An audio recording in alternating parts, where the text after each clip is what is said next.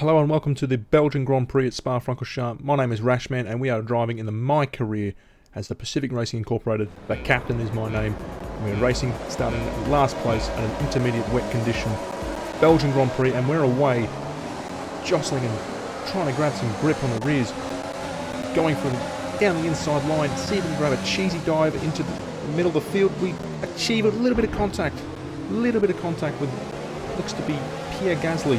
And now Lance Stroll to our left. The Racing Point almost put it to Force India. Getting better traction, better straight line speed, better overall performance through Eau Rouge and Raidillon, heading onto the Camel Straight. They've got away. Behind us, we've got Daniel Kvyat in the Alpha Tauri, who also, like the Pacific Racing Incorporated car we are on board with, is powered by the Honda. Good pace, but not good enough. We go into Le Combe, sequencing through the corners, matching the pace of the cars ahead, if not gaining just a little bit, but getting a little bit out of shape. Here we are for the third person start. You can see us at the very back, going on a very inner line, watching the cars at the front. Everyone's going on the 5 abreast initially, but Hamilton gets in front, Vettel second, and Verstappen looks to be third. And everyone getting through the source relatively intact. No major contact, nothing like we've seen in 2012, 2018 Formula 1 seasons. It looks pretty tight. A lot of racing on and behind, but you've got the Haas, you've got the Alpha Tauri and the Racing Point behind. Oh, 3 abreast. A very tight segment and very fast track. Thankfully no one making huge contact as we progress through the lap. A relatively tame opening lap of the overall field. As we drive within the confines of the car, within the confines of the track, to make sure we stay in the pack and not losing control. Very easily done.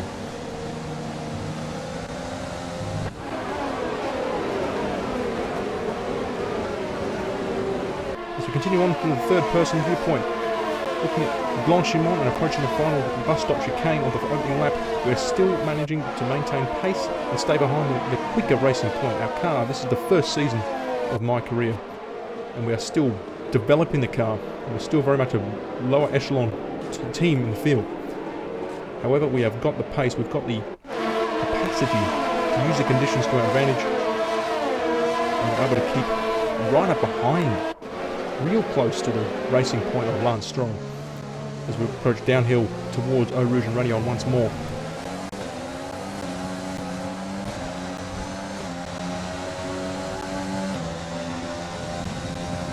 Just being a little bit tentative perhaps through the quick downhill, uphill segment of the track, to continue to grapple with the car and the conditions, finding a little bit of oversteer, a little bit of wheel spin from the rear. We keep it together, anxiously losing time to the car behind. Daniel Kvyat and a few other cars, a train of cars behind him, were in close pursuit of our position.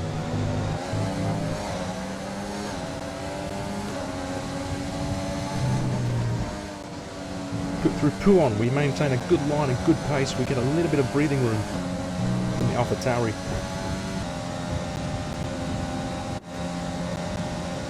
As we come towards the end of another lap, going through the bus stop, chicane, Kvyat getting better line, better braking mileage than us, gaining a few tenths of a second, getting closer and closer as we're just still learning the track, still learning the conditions.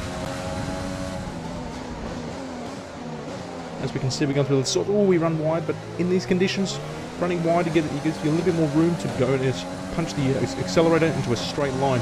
We head downhill. Got a little bit more speed initially down the straight, but as we get through a quick left and right, downhill, uphill segment of the Spa-Francorchamps track, we can see Daniel Kvyat gaining on the Camel Straight. He gets side by side, he's ahead, but there's a safety car. Charles Leclerc just to the right there, pulled over. Did Daniel Kvyat overtake when the safety car was announced? It looks like he has. It looks like Daniel Kvyat has made the move as the safety car was called, therefore giving us back the position. We did not lose the position, thankfully for the captain and for the Pacific Racing team. As we get towards the pit lane and through the bus stop chicane, we're diving into the pits here, taking a gamble. The conditions are improving ever so slightly. Jeff was saying the weather was easing up every little bit per minute. As we head into the pit lane, it looks like we're the only one putting on dry tyres. Dry tyres, as they're called, medium tyres. We're taking a big risk here. Big risk to try and get ourselves a big advantage for this race.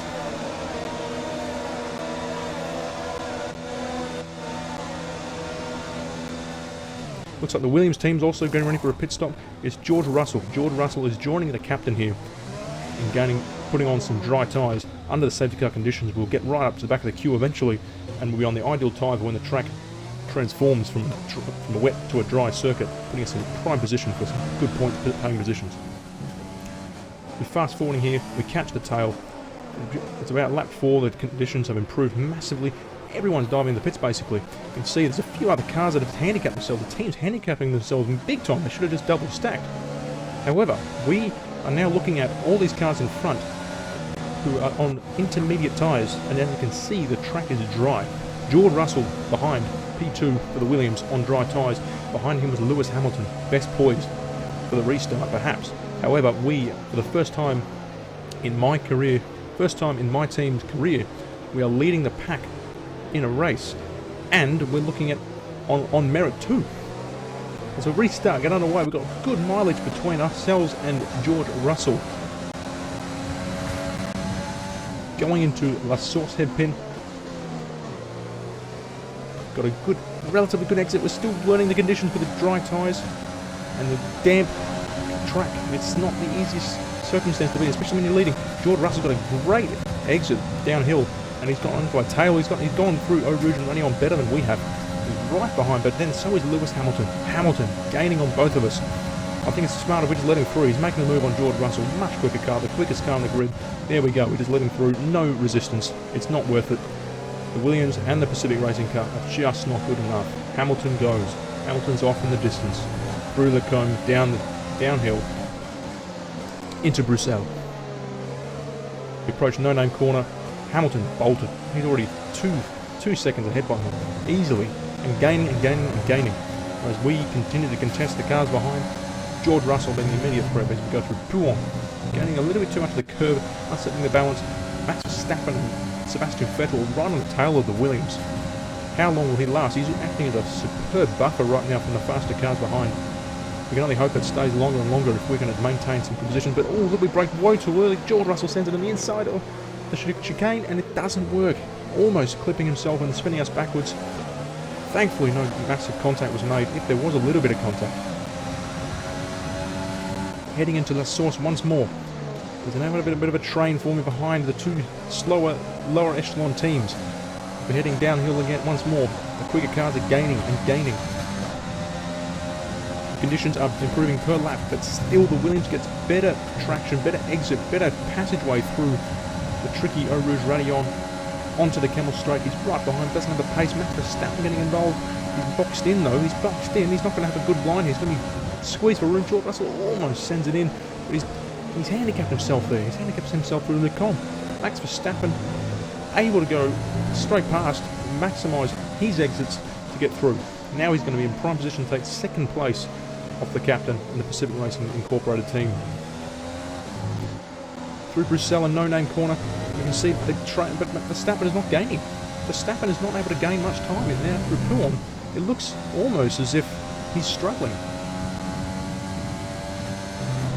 In fact, Jeff will say that Verstappen's having minor issues with the power unit. Now, Sebastian Vettel's Ferrari, the lone Ferrari left in the race, is gaining on him, and we are able to maintain a distance between ourselves and the second and third best teams in Formula One.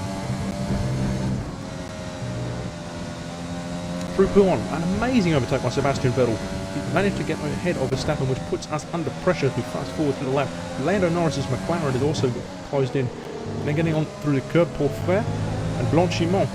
We can see the Ferrari, it's quicker, it's much quicker, it's going to make the move. It's going to be impossible to keep this car behind it. He is a top tier team, Sebastian Vettel and Ferrari, no doubt about it. Pacific Racing's team cannot hold it back. The captain is now left to defend third place from Lando Norris's McLaren. Now in this timeline, of course, Lando Norris had not made a podium, so you're looking at two guys looking for their maiden podiums in Formula One. Who will it be? Oh, we go into La Source. Smith massively overcooked it. Braking late and locking up. Going straight on more or less. And oh, Lando Norris almost running to the back of us as we almost ran into the back of Vettel, as you saw. But Norris didn't get a good exit. He compromised himself by getting so close and pinching himself to the Pacific Racing car. But he's got much better traction, much better mileage through Eau Rouge. Catching onto the Camel Straight once again is McLaren. high in the Pacific Racing Cup, but he's not able to get ahead. We've got DRS wide open, but he mustn't be using overtake because he's only just matching the pace of the Pacific car. No room to overtake, not quick enough on this lap. In the distance, you can see more cars swarming like vultures, slowly but surely getting closer and closer. It's Sergio Perez and Alex Albon, perhaps. Maybe Alex Albon.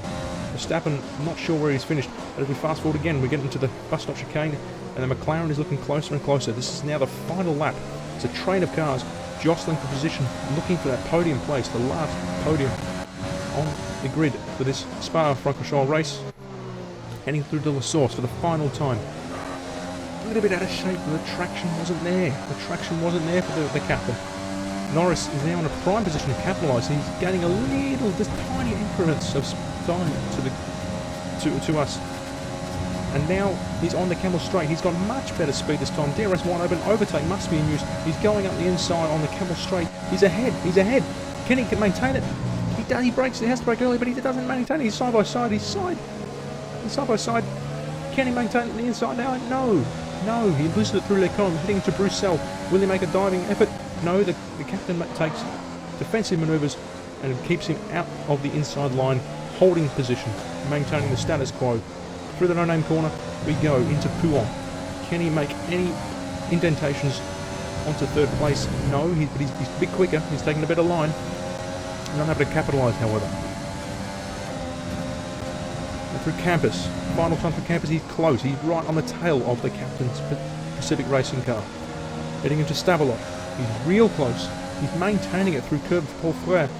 Will he make a move on through Blanchimont? Will anyone behind, Sergio Perez or the other Red Bull behind, make any indentation for third place or any gain positions?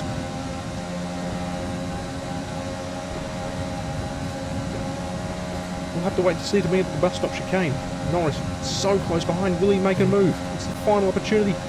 He's close. Oh, does he make a little bit of contact there?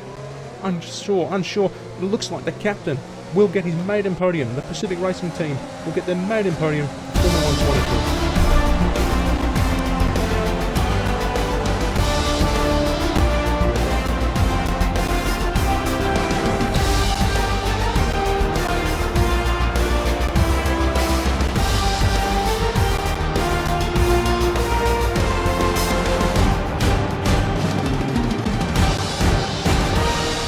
Captain and Pacific Racing clinched their maiden podium and enhanced their position in the World Championship, ahead of several drivers. A prize well earned, great driving all round by all drivers in the Belgian Grand Prix here.